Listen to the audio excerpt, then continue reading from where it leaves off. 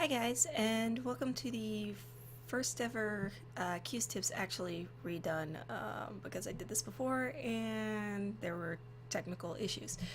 So, just give everybody a little rundown. I've had a lot of people asking me to give advice on, I don't know, random things. So I posted on my blog and said that anybody who would like some advice, whether it be real advice or completely ridiculous, can leave me a message or send me an email or something to that effect, and I will do these little videos answering all their questions.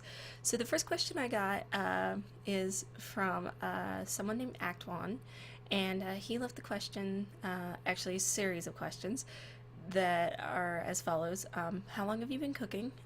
Do you know any good recipes with celery as a main component? How can I make radishes and spinach not suck? How long would it take to make a pot pie from scratch? Have you mastered cooking grits without making somewhat of a mess? I'm a repressed chef at heart, so I have a bajillion potential questions. Okay, so a little bit of background here for those who don't really know me. I did work as a chef for a very long time, so why he's asking me all of these questions about food. Um, how long I've been cooking? Actually, I I mean I've cooked on and off ever since I was a kid, but not really cook. I was kind of lazy about it because my mom was an excellent cook, and why bother? Once I got out on my own, in like about I guess 15 years ago or so, I started cooking a little bit, but I didn't really get into cooking until I started working at this restaurant in Mississippi, and my boss was this lady who grew up in New Orleans, so she cooked really excellent Cajun food, obviously, and it was kind of one of our specialties.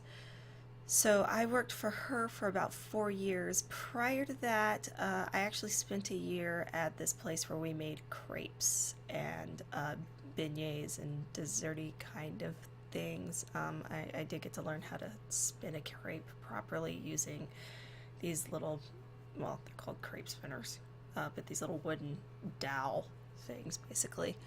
Good, good recipes with celery as a main component. Um, Most of the way I've ever used celery is as a flavoring kind of thing.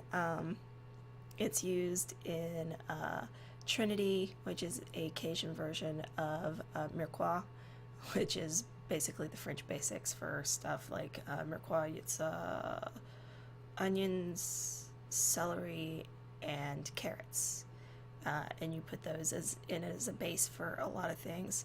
The Trinity, the Cajun version, onions, celery, and bell peppers. Um, so obviously, cooking a lot of Cajun food, we used it in there. It's kind of what you would consider an aromatic. It adds flavors on its own. If you don't like the texture of celery, you can actually use celery seed and get almost the same effect, which is what we ended up doing at the place I worked at a lot. My boss hated celery, so we used celery seed for everything. Um, the only other real use of celery that I feel that it's fit for is as a vehicle for peanut butter or cream cheese. That's kind of it. Just something to, put those things on so that you can actually eat those things. That's really what you're wanting to eat. Um, okay, so for making radishes and spinach not suck. So the problem I've noticed with a lot of people cooking spinach, radishes, I don't know, broccoli, any kind of vegetable item, is that usually the reason they suck is because they're overcooked. You can actually you don't want to cook spinach. You especially don't want to cook too long. It's really delicate, uh, and you'll know it turns that sour flavor. Broccoli does the same thing. You can actually tell when you see the color. When any of those things are cooked properly, at least the green stuff, they'll be like a brighter green. When they're overcooked, they kind of turn that dark, dirty looking green, and then you know you've come way too far and there's no turning back at this point. You might as well just throw it away. Radishes, I really only ever eat radishes raw.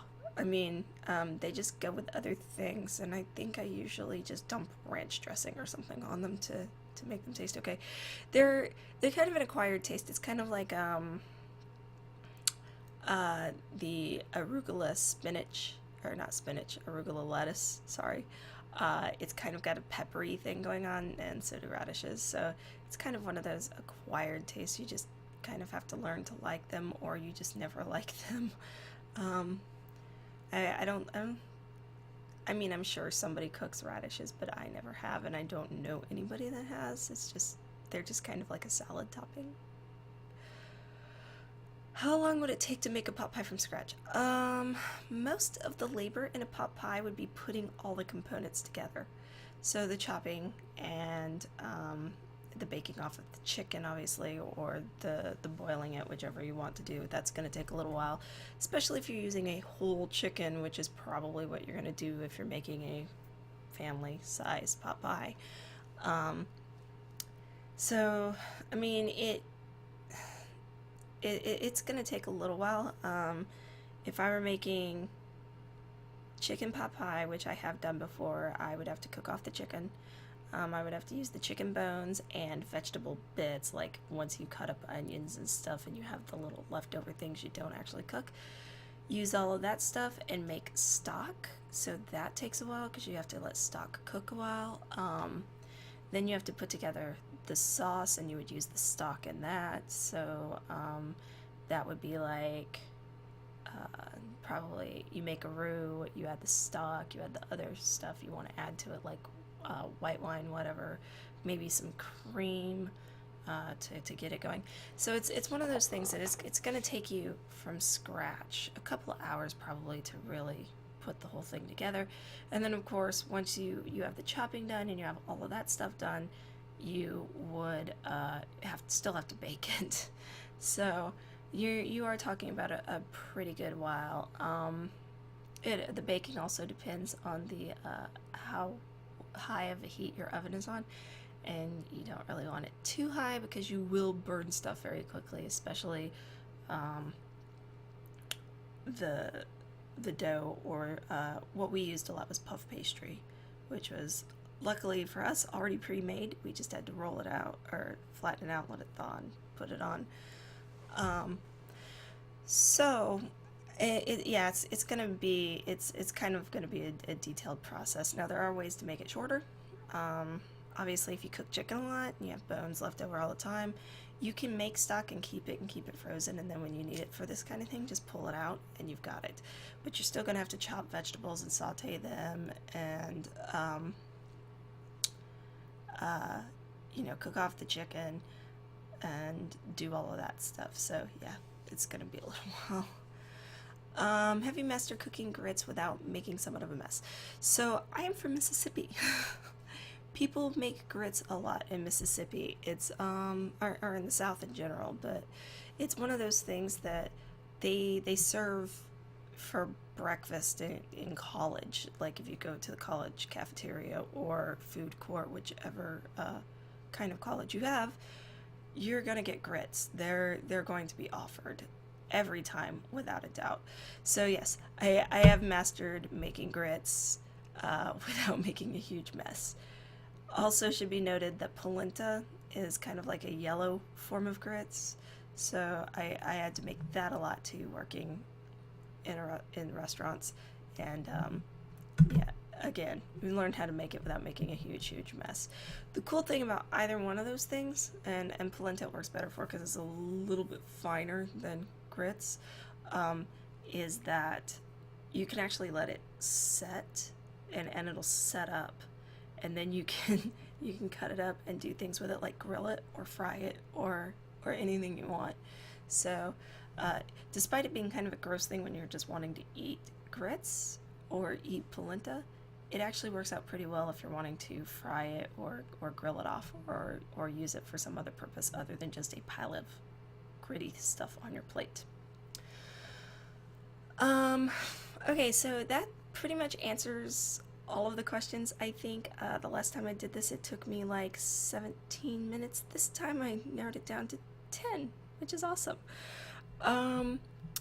Obviously, if you have any other questions, if you want something more detailed instead of me just rattling off a bunch of answers to a bunch of single questions, you can send me one question at a time, or you can do like Acton did and send me several, and I can rattle those off.